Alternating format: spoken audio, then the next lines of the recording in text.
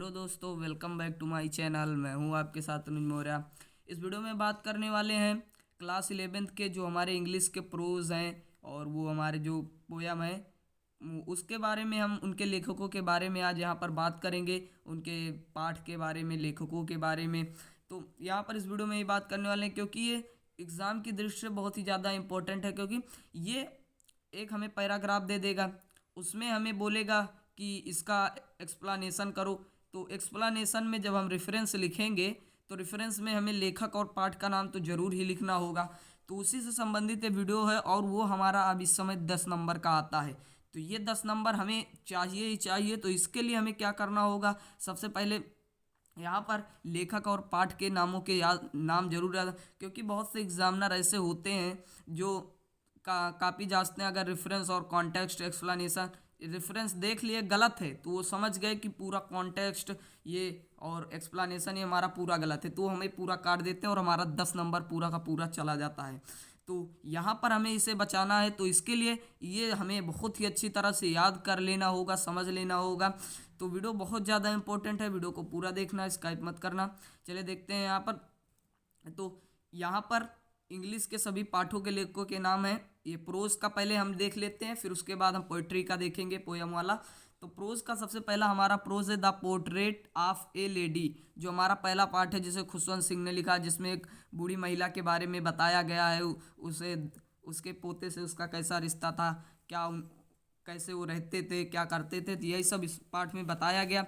तो इसके लेखक हैं खुशवंत सिंह। खुशवंत सिंह ने अपनी आत्मकथा यहाँ पर लिखी हुई है। फिर हमारा अगला प्रोज है we are not afraid to die if we can all be together. तो ये वाला जो है we we can not afraid to die, हम तब तक नहीं मर सकते, we can all be together, हम जब तक कि हम साथ साथ हैं। तो इसका जिसमें हमें वो एक बताया गया है कि गार्डन कुक किस प्रकार समुद्री यात्रा करते हैं, कितनी कठिनाइयों का उन्हें सामना करना पड़ता है। तो उसी के बारे में इन्होंने बताया जब उन्होंने सबसे लंबी समुद्री यात्रा की थी। तो गार्डन कुक और एलन ईस्ट ने दोनों ने मिलकर इस पाठ को लिखा और उसे अच्छी तरह से समझाया है। तो ये वाला खुशवंत सिंह वाला पाठ और ये वाला बहुत ज़्यादा इम्पोर्टेंट है, क्योंकि इन्हीं ज़्यादातर इन दोनों में से या तो लैंडस्केप ऑफ द सोल ये इन्हीं में से फंसता है। तो यहाँ पर इस बार तो कोर्स सारा बदल चुका है, पिछला कोर्स तो हमारा है नहीं। तो 2020-21 में कोर्स बदल गया है, तो इसी 2020-21 के कोर्स के हिसाब से हम देख रहे हैं। तो हमारा अगला पार्ट है डिस्कवरिंग टूट, टूट की खोज द साजा कंटिन्यू। तो यहाँ पर AR विलियम्स द्वारा ये लिखा गया, जिसमें एक टूट के बारे में बताया जाता है, उनके बॉडी के साथ कैसे छेड़छाड़ कर दिया गया पिरामिड से उन्हें निकाल कर। तो यहाँ पर उन्हीं के बारे में ये सारा हमें बताया गया है। AR विलियम्स हैं इसके लेखक। फिर हमारा अगला है लैंडस्केप ऑफ द सोल, जिसमें हमें एक चित्रकार के बारे में बताया जाता है, चित्रकारिता का महत्व क्या है। जिसमें बताते हैं कि उसने एक चित्र बनाया, जब वो उसे देखने गया तो चित्र में से दरवाज़ा खुला और उसके अंदर वो चला गया, फिर वो दोबारा लौट के नहीं आया। तो उसी में बताया गया, पता नहीं वो सच है कि क्या है। तो इस पार्ट के लेखक हमारे हैं नाथले ट्राउजरी, और ये पार्ट बहुत ज़्यादा इंपॉर्टेंट है क्योंकि इनपे से क्वेश्चंस बहुत ज़्यादा पैराग्राफ एक्सप्लेनेशन करने के लिए ज़्यादातर इसी में से देता है। फिर हमारा है the ailing planet the green movement's role. तो कह रहा है एक एक बीमार ग्रह, एलिंग माने बीमार, एलिंग प्लेनेट बीमार ग्रह, द ग्रीन मूवमेंट रोल, हरित क्रांति का महत्व। तो इसको हमें लेखक लिखे हैं नानी पालकीवाला, जो लेखक थे वो इसे लिखे हैं, नानी पालकीवाला हैं। और इसमें हमें अपनी धरती के बारे में, किस प्रकार हमारी धरती का क्षय हो रहा है, किस प्रकार हम वो प्रदूषण को बढ़ा रहे हैं, तो ये सब हमें यहाँ पर बताया गया है। फिर हमारा अगला है द ब्राउजिंग वर्जन ट्रेंस रत्निगन, ये हमारे इसके लेखक हैं, द ब्राउजिंग वर्जन ट्रेंस रत्निगन, और ये पॉड भी बहुत ज़्यादा इम्पोर्टेंट है। फिर हमारा है द एडवेंचर जयंत मालिकर ने इसे लिखा है। तो एडवेंचर में किस प्रकार वो एडवेंचर पे गए थे, उन्होंने कैसे कैसे कठिनाइयों का सामना किया, उसी के बारे में यहाँ पर इन्होंने बताया है, किस प्रकार उन्होंने खुशी जताई है अपने।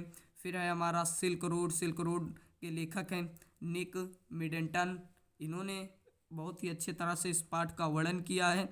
तो ज़्यादातर क्वेश्चंस तो हमारे ये वाला the portrait of the lady, ये और ये और ये इन 3-4 में से कुछ ज़्यादा ही क्वेश्चंस आते हैं।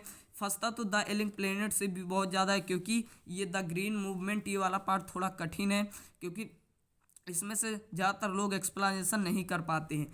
तो ये वाला भी पार्ट दे सकता है, ये वाला पार्ट भी दे सकता है। फिलहाल इस साल तो हो सकता है सरल पार्ट दे, क्योंकि ज़्यादा पढ़ाई हुई नहीं कोरोना काल की वजह से। तो यहाँ पर हो सकता है इस बार ये वाला पार्ट दे सकता है, इस वाले पार्ट से एक्सप्लेनेशन करने के लिए। फिर अब देखते हैं अगला, अब हम देखते हैं पोयम के बारे में। फिर पोयम है हमारा, पहली पोयम है ए फोटोग्राफ, जिसका मैंने सेंट्रल आइडिया आपको बता दिया है पिछले वीडियो में।